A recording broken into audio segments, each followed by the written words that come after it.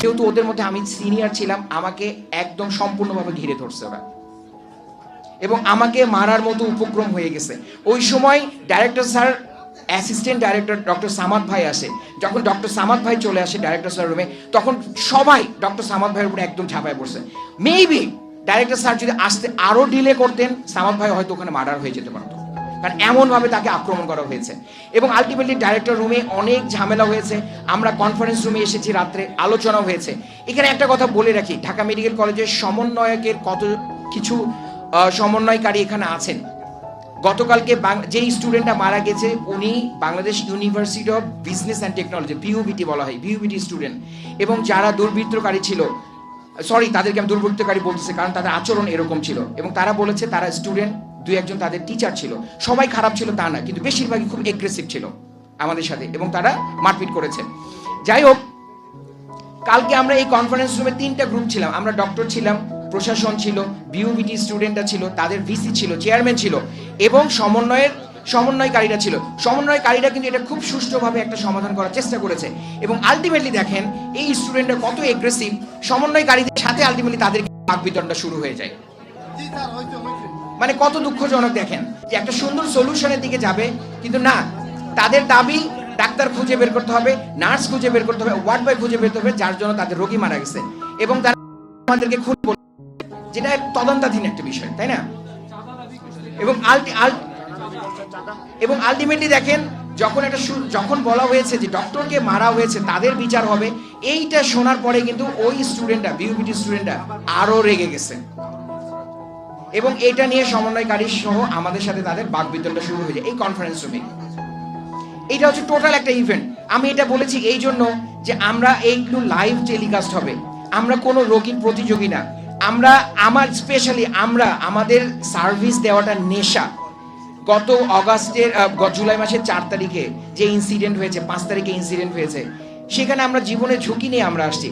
এই ঢাকা মেডিকেল কলেজের orthopaedic surgery, neuro surgery, casualty surgery সহ অন্যান্য ডিপার্টমেন্ট যে পরিমাণে সার্ভিস দিয়েছে জীবনের ঝুঁকি নিয়ে যাওয়া উচিত। এবং আমি বলতে চাই, আমরা দেশের মানুষ, দেশের পেশেন্টের এগেনস্টে না, আমরা আপনাদের সার্ভিস দিতে চাই, কারণ এটা আমার নেশা, এটা আমার পেশা। আমি না দিলে আমার ভালো লাগে না। একদিন চুপ করে বলে বসে থাকলে আমার ভালো লাগে না, আমি চলে আসি, দিনের পর দিন হসপিটালে কাটাই, আমার ফ্যামিলি লাইফ বলতে কিছু নাই, কিন্তু আমার এটা ভালো লাগে। কিন্তু তারপরেও আমি কর্মবিরতিতে যাচ্ছি, কারণ ডাক্তারের নিরাপত্তা দরকার। এবং এই দাবি ডাক্তার শুধু না, সব পেশেন্ট, দেশের মানুষের দাবি হওয়া উচিত।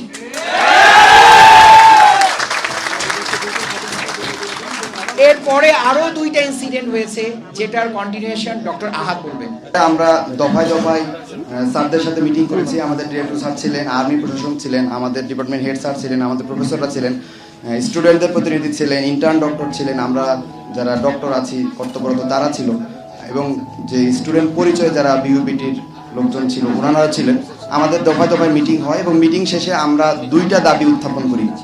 1 নাম্বার দাবি ছিল আমাদের যে 24 ঘন্টার মধ্যে যে আমাদেরকে অ্যাসল্ট করেছে, আমাদের ডক্টরের উপরে আঘাত করেছে, তার গ্রেপ্তার নিশ্চিত করে দৃষ্টান্তমূলক শাস্তির ব্যবস্থা করতে হবে। 2 নাম্বার দাবি ছিল আমাদের ইমার্জেন্সি সার্ভিস যেগুলো চালু আছে, ওই ইমার্জেন্সি সার্ভিস পয়েন্টগুলোতে প্রশাসন, আর্মি, পুলিশ অন দি স্পটে থাকবেন।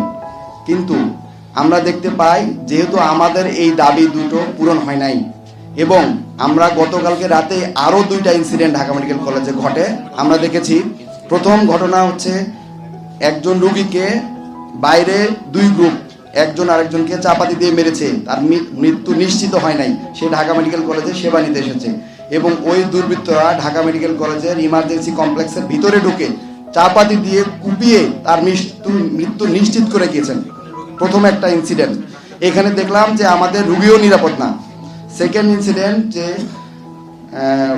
স্লিপিং পিল খেয়ে আমাদের ওসেক ডিপার্টমেন্টে এসেছে সিকেডির পেশেন্ট, এবং ওইখানে ক্রনিক কিডনি ডিজিজের রোগী, ওইখানে ডক্টররা ম্যানেজ করেছিল এবং আনফরচুনেটলি পেশেন্টটা মারা গিয়েছে, কুর্মিটুলা হাসপাতাল থেকে এসেছিলেন এবং এই পেশেন্ট মারা যাওয়ার পরে আমার ইমার্জেন্সি মেডিকেল অফিসার থেকে শুরু করে ডক্টরদের উপরে ওখানে আরেকটা হামলা হয়।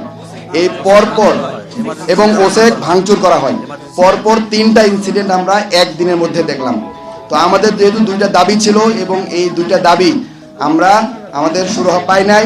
আমাদের ডিরেক্টর স্যার আছেন, আর্মি আছেন, তারা আমাদের নিরাপত্তা নিশ্চিত করতে পারেন নাই।